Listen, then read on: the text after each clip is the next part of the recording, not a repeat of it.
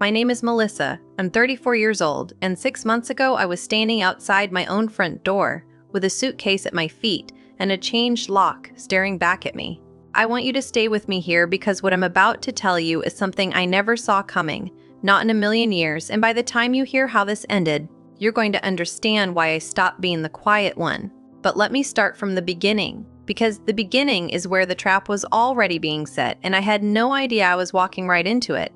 I met Dana when I was 26. She was confident, funny, the kind of woman who walked into a room and made everybody turn their heads. I was working double shifts at a hospital as a medical billing specialist, and she was between jobs when we got together. And I told myself that was fine, that was okay, because I believed in her. I genuinely believed in her. We got married 3 years later in a small backyard ceremony with our closest friends, and I thought, this is it. This is the life I always wanted. We bought a house together. Well, I should be honest about that because it matters later. I bought the house, my credit, my down payment, my name on the mortgage. Dana was still getting back on her feet financially, and I said it was fine. I said we were a team. I said what's mine is ours. I want you to remember, I said that. For 7 years, I paid that mortgage every single month without missing one payment. I paid the utilities, the groceries, the car insurance on both our vehicles. Dana worked here and there, some freelance social media stuff, a little content creation, nothing that paid much. And I supported all of it because I loved her and I believed one day she was going to make it. I cheered for her louder than anybody. I told her she was talented. I told her to keep going. I meant every word. About a year ago, she started doing these videos online, short clips about home decor and lifestyle, and they started picking up traction. I was so proud of her. I was telling my coworkers, telling my mom, telling anybody who would listen, hey, my wife is blowing up online. She's doing amazing. I had no idea that while she was blowing up, something inside her was changing. The first sign was small and I almost missed it. She started taking calls in the other room. She started being weird about her phone. She started having these hushed conversations that would stop the second I walked in. I told myself she was probably working on a brand deal and wanted to surprise me. I told myself I was overthinking it. Then, one Tuesday evening in March, I came home from a 12-hour shift. I'm still in my work clothes, I'm exhausted, and Dana is sitting at the kitchen table with her laptop open, and this look on her face that I cannot describe except to say it was a look I had never seen before. Not excitement, not happiness.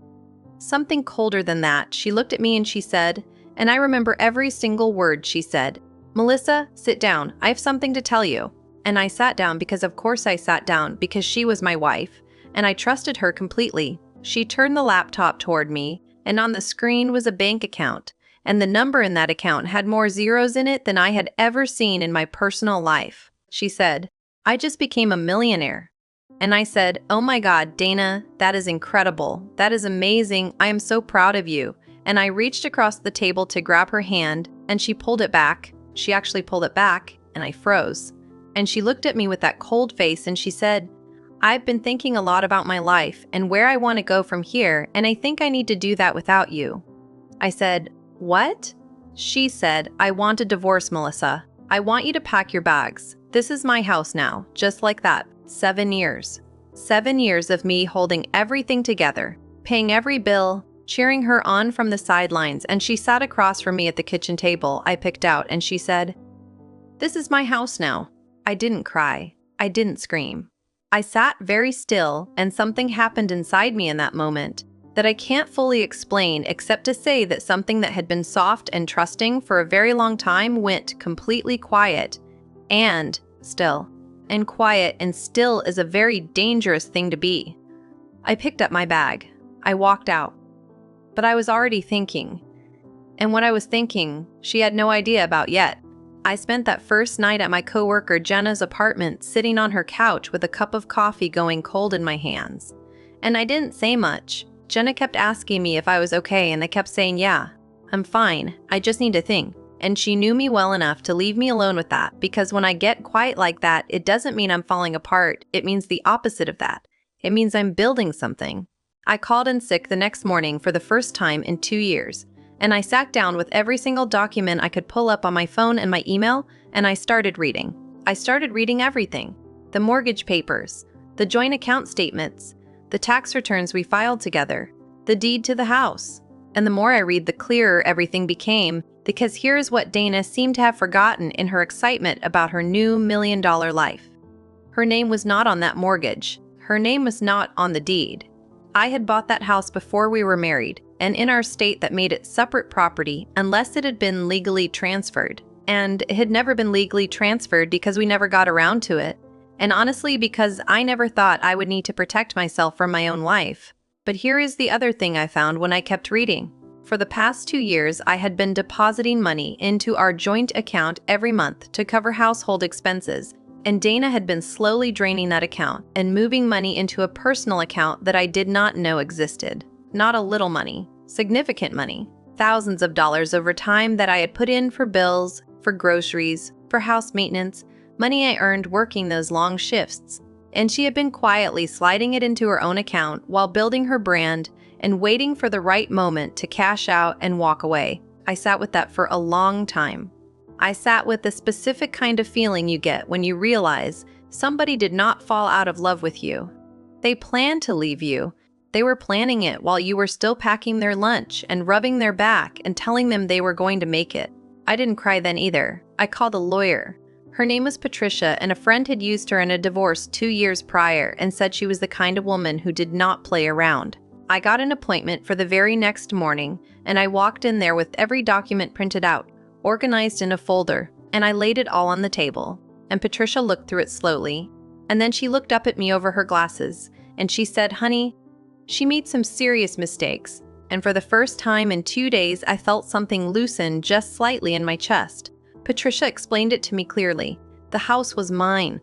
The marital assets, including that joint account, were subject to division, and the withdrawals Dana had made into her hidden personal account were absolutely relevant to the divorce proceedings. And then Patricia said something that made me set my coffee cup down. She said, "You said she's a content creator?" I said, "Yes." She said, "And her income grew significantly during the marriage?" I said, "Yes, over the last year especially." She said, "Then her career growth, her platform, her brand, all of that happened during the marriage, which means a portion of those marital assets, including what that career produced during our time together, was potentially subject to equitable distribution, depending on how her earnings were structured.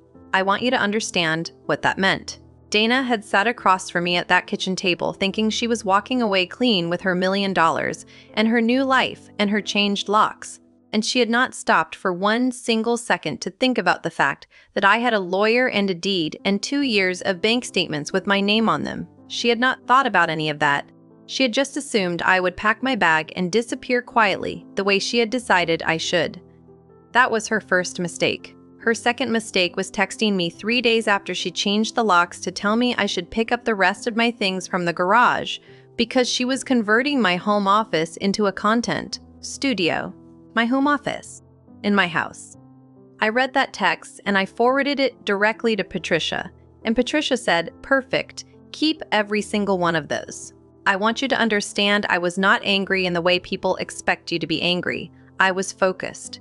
There is a difference between a woman who is hurt and crying and a woman who is hurt and moving. I was moving. I had not told Dana a single thing about what I was doing. She thought I was gone. She thought she had won. She was already posting on her channel about her fresh start and her new chapter and her beautiful house, and her followers were commenting about how inspiring she was, and I watched every single video without saying one word. I just watched, and I saved, and I documented, and I waited, because the thing about people who underestimate you is that they always show you exactly how they underestimated you, and all you have to do is be patient enough to let them do it.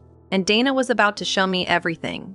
The divorce hearing was scheduled for a Thursday morning, and Dana showed up with her lawyer looking like she had already won. She was dressed sharp, hair done, that same cold, confident smile she had been wearing since the night she told me to pack my bags. And she looked at me across that courtroom like I was still the woman who was going to quietly disappear. She had not seen what was coming, and I had made sure of that. Patricia had spent weeks building our case, and it was solid in a way that I think even surprised Dana's lawyer when they finally saw the full picture laid out in front of them. The house was the first thing addressed, and Dana's lawyer tried to argue that 7 years of marriage created a shared interest in the property. But Patricia shut that down clean and fast because the deed was in my name alone.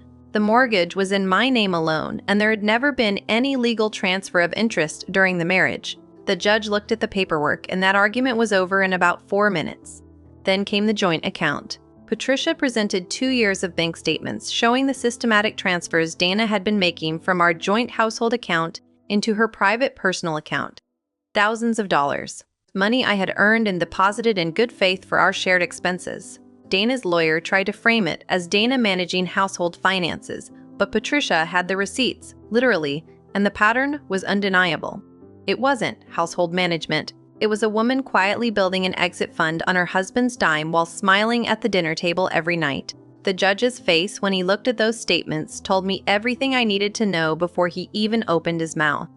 And then Patricia got to the part that I had been waiting for. She presented documentation of Dana's income growth during the marriage. The brand deals, the sponsorships, the platform monetization, all of it had accelerated and scaled during our years together. During the years, I was financially supporting our household and giving Dana the stability and the time and the freedom to build that career without financial pressure. Patricia argued that the foundation of Dana's financial success had been built on the platform of our marriage and our shared life, and that a significant portion of the marital assets needed to reflect that.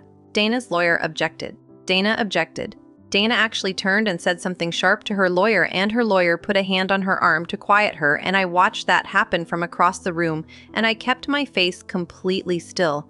I had practiced keeping my face still. The judge ruled that the hidden account transfers were to be returned to the marital asset pool for division. He ruled that a substantial portion of the income Dana had generated during the marriage was subject to equitable distribution. He ruled in my favor on the house. By the time it was over, Dana was sitting stiff in her chair, and that cold smile was completely gone, and her lawyer was leaning over talking quietly in her ear, and I watched her face process what had just happened. I watched the moment she understood that walking away clean was not what was about to happen. Outside the courthouse, Patricia shook my hand and said, "You did everything right, and I want you to hear that." And I nodded and I thanked her, and I walked to my car, and I sat there for a minute by myself, not celebrating, just breathing. Because here's the thing that nobody tells you about moments like that. It doesn't feel the way you think it's going to feel. It doesn't feel like victory exactly. It feels more like standing up straight after being bent over for a long time. It feels like something returning to its right position. A few weeks later, Dana posted a video on her channel. She didn't mention the divorce directly, but she talked about going through a difficult season and learning hard lessons, and her comments were full of people sending her love and support, and I read some of those comments, and I felt nothing except maybe a small, quiet clarity, because I knew what she wasn't saying in that video. I knew what that difficult season actually was. I never posted anything. I never commented. I never told her followers a single word. I didn't need to. I got the house back. I got what was fair. I rebuilt the savings account that she had been quietly draining for 2 years. And I went back to work every morning, and I kept living my life. My actual life. The one I had been building long before she decided I wasn't worth keeping. Some people see a quiet woman and think quiet means weak. They think patient means pushover. They think because you're not screaming, you must not know what you're doing. Dana thought all of those things about me, and every single one of them cost her. I never needed to be loud. I just needed to be right. And I was.